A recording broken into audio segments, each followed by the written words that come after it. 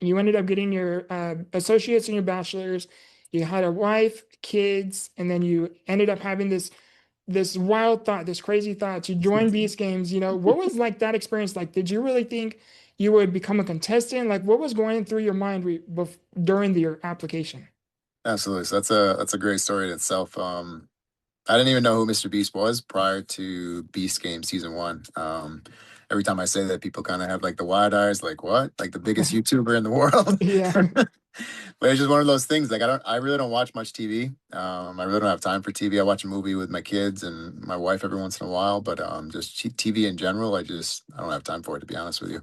Yeah. And but one night I'm sitting at my desk, I'm working and stuff like that. My kids are in the living room watching something, and then all of a sudden I hear this loud, energetic voice screaming in the TV.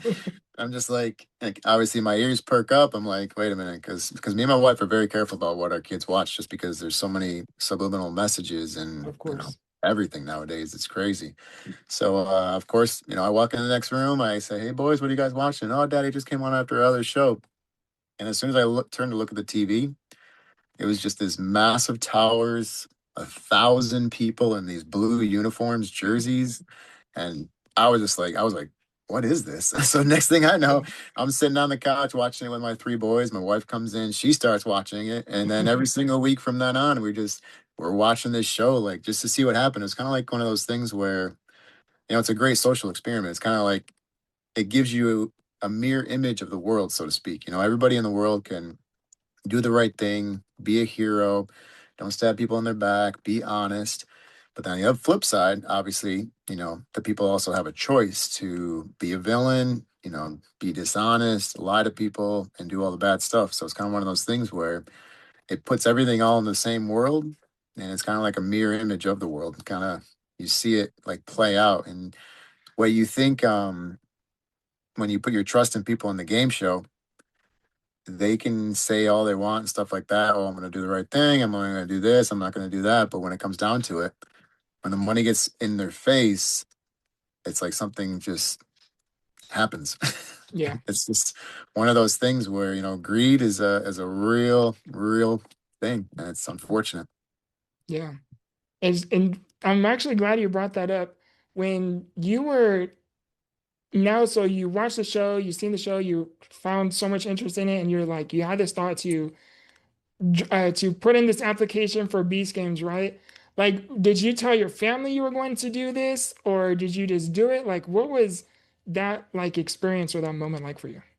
Yeah, absolutely. So after the first season, I just started training, going to the gym all the time, swimming, lifting weights and stuff like that. I kept telling my boys over and over. I said, "Hey, I'm going to Beast Games. Daddy's going to go to Beast Games." And I just kept just speaking it to life. Life and death is the power of the tongue. So I just kept Yeah. bringing it to life, and it's crazy because I did like the minute video and submitted my application. And at the same time, I'm doing all that stuff. There's also another way to get into the competition with the Feastables sweepstakes, where basically you eat a whole bunch of chocolate, scan the QR codes, you get entries into this major sweepstakes, and they pick out winners and stuff like that. So first week, me and my boys started eating a lot of chocolate. Obviously, I'm getting gaining weight like crazy, and then I go and find a loophole in the fine print where it says just go online, you register, and that counts for 24 votes each time you register. So then you just submit your entries at the end of the week. And it was crazy. So I submitted my application, do the normal route. I got the email like 2 hours and 30 some minutes later saying, hey, congratulations. We want you to move you to the next step in the application process. I immediately got on my knees, thank the Lord. I was like so grateful. I'm like, wow, this is amazing.